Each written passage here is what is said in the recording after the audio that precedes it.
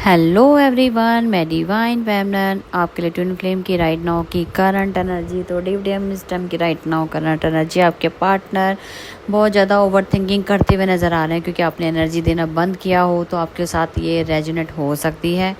ठीक है जी, जो चीज़ों को फॉलो करता है तो ये घटना उन्हीं के साथ ही क्रिएट होती है क्योंकि यहाँ पे अलर्ट मैसेज होता है। ठीक है जी, जिनके साथ भी ये रेजोनेट हो आप देख लेना, नेगेटिव कमेंट मत करना प्लीज़। ठीक है, यहाँ पे अभी डेवल अटैक भी हो रहे हैं तो अभी आपको लग सकता है बहुत ज़्यादा हेडेक फील किया गया जा रहा है। बहुत सारे डीएफ हैं जिनको ये सब चीज़ें हो रही हैं, वो मुझे बता भी रही हैं कि मैडम हमारे साथ बहुत ज़्यादा, मेरी खुद की बेटी भी मुझे बता रही हैं कि डेवल अटैक हुआ है, क्या बहुत ज़्यादा हेडेक है, नाइट से चल रहा है ये काम। ठीक है, और वॉमिटिंग भी साथ में फील की गई है।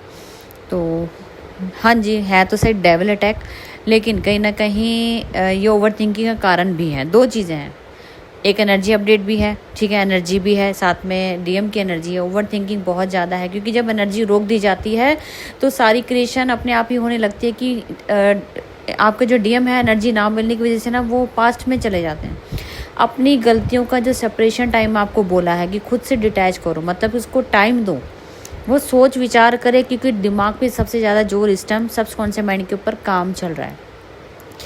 अब आपके पार्टनर पास की कुछ चीज़ों को सोचकर या कुछ ऐसी चीज़ें जो अभी तक आपके सामने अभी भी हिडन है, कुछ राज खुलने वाले हैं। मैं बार बार आपको ये बोल रही थी कि इसलिए डिटैच करना ज़रूरी है कि वो अपने जो डिसीजन लेंगे वो उन्हीं चीज़ों के ऊपर लेंगे जो लास्ट आपकी ब्रेकअप का कारण बना है। ये वो ही काम चल रहा है। आपके पार्टनर मजबूर हो गए। अगर आपने एनर्जी रोकी है तो आपके पार्टनर पास्ट में जाके वो चीज़ों को ठीक करेंगे और आपके सामने रिवील करेंगे कि उस टाइम ऐसा क्या हुआ था जिसकी वजह से उनको झूठ बोलना पड़ा, क्योंकि वो बहुत ज़्यादा कन्फ्यूजन स्टेट में थे। उन्हें समझ नहीं आ रहा था कि उस टाइम क्या किया जाए। उस टाइम उन्होंने डिटैच होना या ब्रेकअप करना समझा, उन्हें समझ नहीं आ रहा था। आज वो झूठ का पर्दाफाश करना चाहते हैं, आपके सामने बताएंगे आपको कि उस टाइम जो हुआ था वो क्यों हुआ था, किसने करवाया था, उसके पीछे किसका हाथ था, फैमिली का हाथ था, फ्रेंड का हाथ था, या कोई थर्ड पार्टी थी, या किसी लड़की का हाथ था, जो भी था थर्ड पार्टी जिसकी वजह से आप दोनों के बीच में डिटैचमेंट आया। वो तो चाहते थे आपके साथ आगे बढ़ना, लेकिन कहीं ना कहीं उन्हें अब ऐसा भी फील हो रहा है कि मैंने बहुत बड़ी गलती की है। वो बहुत बड़ी गिल्ट से जूझ रहे हैं।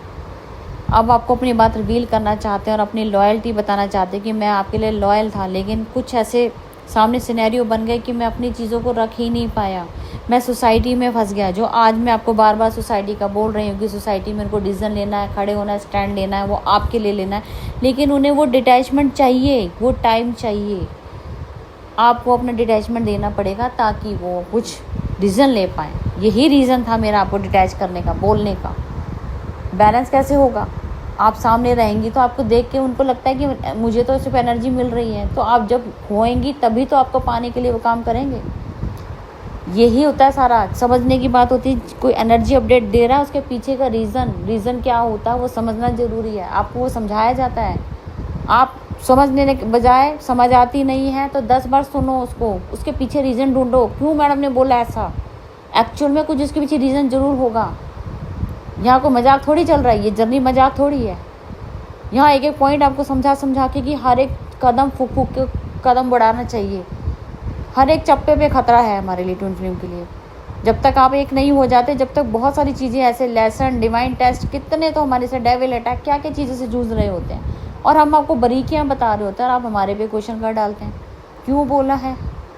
डिटैचमेंट होने से क्या यूनियन हो जाएगा? अरे भाई, जिनका होना उनका तो होगा, कम से कम हमारी पावर रोकने से उनका होगा। हम अगर खुद ही सारी वेस्ट कर देंगे इधर उधर सोचने विचारने में, एनर्जी सारी ख़त्म कर देंगे, तो किसका यूनियन किसका होगा? आप हमारी, हमारा ही हिस्सा हो, हम आपके हिस्से हैं। हम आपको अवेकन करने के लिए काम कर रहे हैं। अभी आपके पार्टनर कंट्रोल करते हुए नज़र आ रहे हैं कुछ चीज़ों को। अब उन्होंने ये भी सोच लिया, अब मुझे चाहे कंट्रोल करें, मुझे मारें, मुझे जान से मार दें, मुझे ख़त्म कर दें, जो मर्जी कर ले, मैं तो अपने पार्टनर के साथ यूनियन करके ही रहूँगा। मुझे मेरी पार्टनर चाहिए। वो जो जिद आ गई ना, जिद के पीछे मैंने आप किसी ने कि जिद के पीछे आपकी सक्सेस छुपी है। अगर आपने ठान लिया ना कि मुझे जाना है, मुझे करना है, तो ना तो कोई आपको रोक सकता है, ना तो फिर आपके पार्टनर को रोक सकता है। वो आपके ऊपर होता है कि आप कितने ज़िद्दी हो। ज़िद्दी बनना पड़ेगा, स्टैंड लेना पड़ेगा। अगर आप बैक स्टेप करते हैं, उनको डिटैच करते हैं, तो आपके सामने ब्लेसिंग आ रही हैं। उसको पाने के लिए आंखों पे पट्टी बांधनी पड़ेगी थोड़े दिन के लिए। सरप्राइज़ का क्या मतलब होता है? आपको सरप्राइज़ डिवाइन देगा, कम से कम आप कोशिश तो करें। यहाँ आपके पार्टनर आपके साथ जस्टिस करने वाले हैं। आपके साथ जो चीज़ गलत की है वो उनके फेस रिवील कर देंगे, जिनकी वजह से की है। थर्ड पार्टी के साथ मुंह तोड़ जवाब यहाँ चल रहा है। पूरी बैलेंसिंग चल रही है, पूरे लड़ाई झगड़े चल रहे हैं। जो नहीं मानेंगे तो फिर वो छोड़ के आपके पास आ सकते हैं। हो सकता है कि वो वहाँ से घर ही छोड़ के आ जाएं, या आपके साथ वो आगे बढ़ना चाहें, या आपको प्रपोजल दें। जैसे भी करें वो वहाँ से डिटैच होते हुए 3D से पूरा डिटैच होते हुए और आपके पास आते हुए नज़र आ रहे हैं। जो चीज़ आप चाहते थे, आपकी डिज़ायर थी, आपकी विश फुलमेंट थी, वो कंप्लीट होते हुए नज़र आ रही है। तो बहुत बड़ी ब्लेसिंग। जो कल 27 है तो इसका मतलब होता है कि आपको ब्लेसिंग्स आ रही हैं। कल पोर्टल फिर से ओपन ही हुआ बड़ा है, तो कल फिर से 29 जो अपना 18 पोर्टल का 18 का 9 बनता है, वो कल नंबर 27 बनेगा। तो कल बहुत सारी ब्लेसिंग्स आपके साथ आ रही हो सकता है। आपको प्रपोजल, कमिटमेंट कुछ भी मिल सकता है। आपके पार्टनर अचानक से आपके सरप्राइज दे सकते हैं। तो बस आप ब्लेसिंग सपोर्ट इंटरनली दीजिए, ठीक है। ब्लेसिंग दीजिए कि सब ठीक ठाक हो जाए। हम आपके साथ कोई नाराज़गी नहीं, कोई कुछ नहीं। आप अपना काम करके फिनिश करके आएँ। इतना बैलेंस करके अपने पार्टनर को सिर्फ इतनी बात बोलें, एनर्जी नहीं देनी है ज़्यादा, लव एक्सप्रेस नहीं करना है। आप लोग टेलीपैथी लव एक्सप्रेस करने में लगे हुए, वो नहीं करना है। सिर्फ उनको ये बोलो कि आप अपना कर्मा फेस आउट करके जल्दी से वापस आए। हमें अपनी पर्पस करना है, बस इतनी सी बात मैनिफेस्ट कर दो। बस पॉजिटिव होके आगे बढ़ जाओ। जिनके कांटेक्ट में है उनको भी आप ज़्यादा, मैंने सबको मना किया है एनर्जी नहीं देनी। जितना काम हो उतनी बात करो, अपना लव एक्सप्रेस नहीं करना है। उन्हें मजबूर करना है कि वो अब आपके सामने आके बोलें। आपने बहुत मेहनत की है, आपको रिजल्ट की ज़रूरत है, आपको जस्टिस की ज़रूरत है। वो आपके DM देंगे आपको। आप मत जाइए, उन्हें कमज़ोर मत कीजिए। हम ही बार बार आगे जाके जब उनके सामने झुक जाती तो उनको लगता है बस मुझे करने की क्या ज़रूरत है। फिर DM इसीलिए बैक स्टेप करते हैं, क्योंकि जब सब काम आप ही करोगे तो उन्हें क्या मौका, उन्हें तो मौका ही नहीं मिल रहा। मौका ही नहीं देते हो, फिर कहते हो कि उन्होंने एक्सप्रेस नहीं किया। कुछ गलतियाँ अपने अंदर भी हैं, सारी गलतियाँ उनकी नहीं हैं। वो तो 3D का पार्ट है, 3D में अच्छे से जानते हैं कैसे रिवील करना है या कैसे फेस करना है, वो सब जानते हैं। लेकिन हम लोग ज़बरदस्ती करते हैं। हमारी गलतियाँ, अपने आप को सुधारो, सब सुधर जाएगा। ठीक है जी, अपना नज़रिया है, अपना नज़रिया बदलने की ज़रूरत है। सामने वाले से जो चाहते हो वो वैसे ही करेगा जैसे आप चाहोगे। आपके हाथ में है इसको बनाना, ठीक है जी। फ़िलहाल एक सॉन्ग है जो DM साहब से साइड से है, जो कि मुझे रिसीव हुआ है, तो मैं डालूँगी और सब सुनेगा। आपको ढूंढ रहे हैं आपका पार्टनर, परेशान हो रहे हैं, जब से आपने डिटैचमेंट में रहे हैं, तो बेनिफिट उठाना सीखा करो। जब कोई चीज़ बात बोली गई है तो उसको करना भी सीखो, क्योंकि हर मेंटर आपको अपनी वे से समझाने की कोशिश करता है। वो आपके ऊपर है कि आप किस मेंटर को चुनते हैं और उसकी किस बातों को मानते हैं। जिस मेंटर की भी बात सुनोगे उसी की चीज़ आपके साथ क्रिएट हो जाती है।